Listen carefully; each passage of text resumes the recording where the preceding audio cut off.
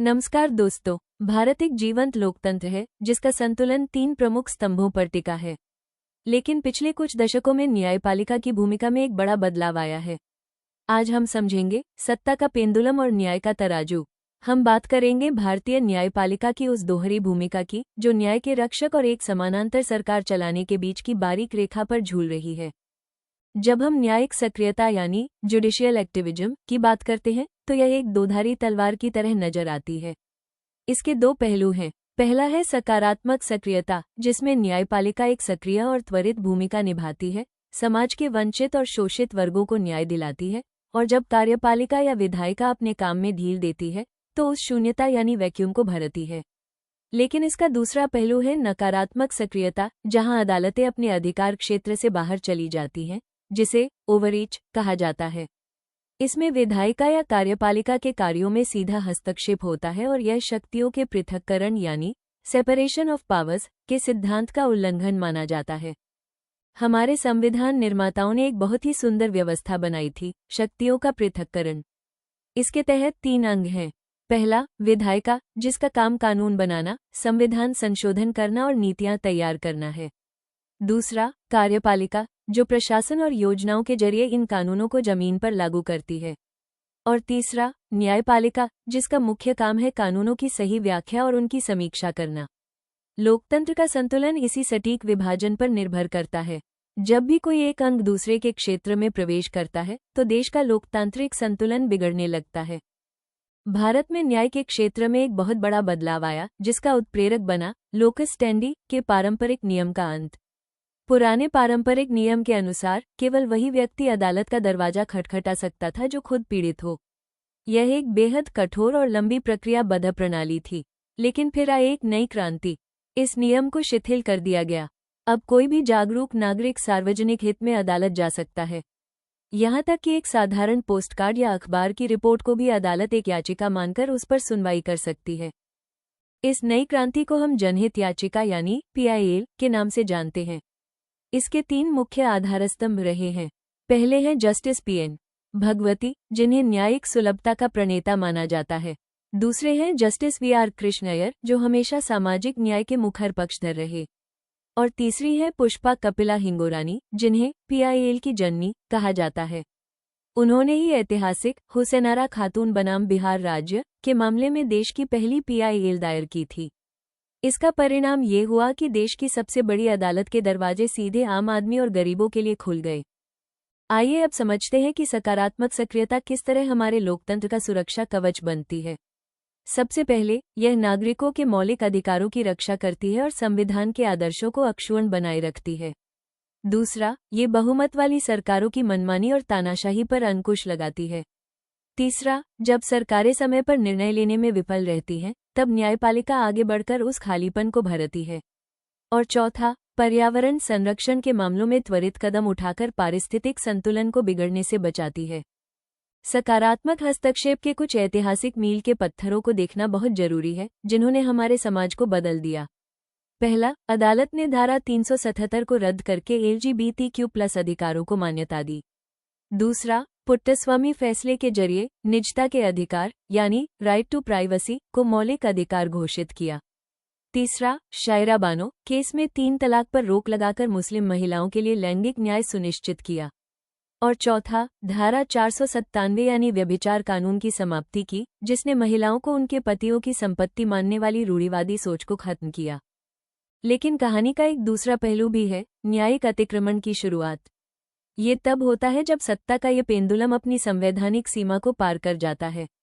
इसके लिए अक्सर संविधान के अनुच्छेद 142 का सहारा लिया जाता है, जो अदालत को पूर्ण न्याय यानी कंप्लीट जस्टिस का अधिकार देता है। यह न्यायपालिका को फैसले लागू करवाने के लिए असीमित शक्ति प्रदान करता है, जो कई बार संसदीय कानूनों से भी ऊपर उठ जाती है। इसके कारण अदालत में अति व्याख्या की प्रवृत्ति बढ़ने लगती है, जहां संविधान और कानूनों की व्याख्या करते करते न्यायाधीश खुद नए कानून गढ़ने लगते हैं।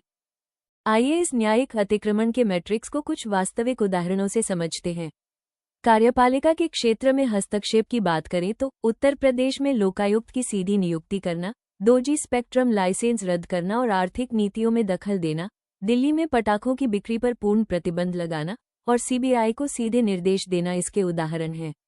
वहीं दूसरी तरफ विधायिका के क्षेत्र में हस्तक्षेप देखें तो संविधान के मूल ढांचे यानी बेसिक स्ट्रक्चर का सिद्धांत बनाकर संसद की संशोधन शक्ति को ही सीमित कर देना, अनुच्छेद 124 में अपनी तरफ से कॉलेजियम सिस्टम को जोड़ना जो मूल संविधान में कहीं था ही नहीं, और झारखंड के मामले में विश्वास मत यानी फ्लो टेस्ट के आदेश देना तथा विधानसभा की कार्यवाही का सीधा प्रसारण करवाना शामिल है।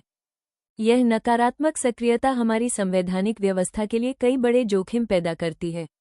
पहला जोखिम है शक्ति संतुलन का उल्लंघन, जहां शासन की शक्ति जनता द्वारा निर्वाचित प्रतिनिधियों के बजाय गैर निर्वाचित न्यायाधीशों के हाथ में आ जाती है। दूसरा है नीतिगत पंगुता, पर्यावरण के नाम पर बड़े बड़े प्रोजेक्ट्स अचानक रुकने से आर्थिक सुधारों में बाधा आती है और बैंकों का एनपीए बढ़ने लगता है। तीसरा है कार्यक्षमता में कमी, कार्यपालिका के दैनिक और प्रशासनिक कार्यों में अनावश्यक दखल से सरकारी काम की गति धीमी हो जाती है। और चौथा है न्यायिक बोझ, सस्ती लोकप्रियता के लिए दाखिल होने वाली अनगिनत पीआईएल के कारण अदालतों में पहले से लंबित करोड़ों मामलों का अंबार और बड़ा हो जाता है। आइए अब इन दोनों धारणाओं को एक विश्लेषणात्मक तुलना के जरिए बिल्कुल स्पष्ट रूप से समझते हैं कि न्यायिक सक्रियता और न्यायिक अतिक्रमण में क्या अंतर है। अगर हम उद्देश्य के आयाम को देखें तो सकारात्मक सक्रियता का उद्देश्य वंचितों को न्याय दिलाना है, जबकि नकारात्मक अतिक्रमण का उद्देश्य नीति निर्माण पर अपना नियंत्रण स्थापित करना हो जाता है।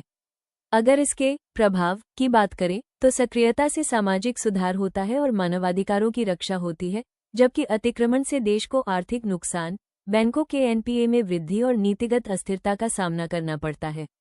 वहीं संवैधानिक स्थिति के पैमाने पर सक्रियता न्यायपालिका को संविधान के आदर्शों का रक्षक बनाती है, जबकि अतिक्रमण सीधे तौर पर शक्तियों के पृथक्करण के सिद्धांत का उल्लंघन करता है। इस पूरी व्यवस्था को अगर हम एक तराजू पर तौलें तो हमें इसके लाभ और हानियों का एक बड़ा आर्थिक और सामाजिक संतुलन दिखाई देता है। पहले बात करते हैं इसके लाभ यानी प्रॉस की। इससे आम जनता का लोकतंत्र में विश्वास बढ़ता है और अदालत समाज के लिए आखिरी उम्मीद यानी लास्ट होप बनकर उभरती है।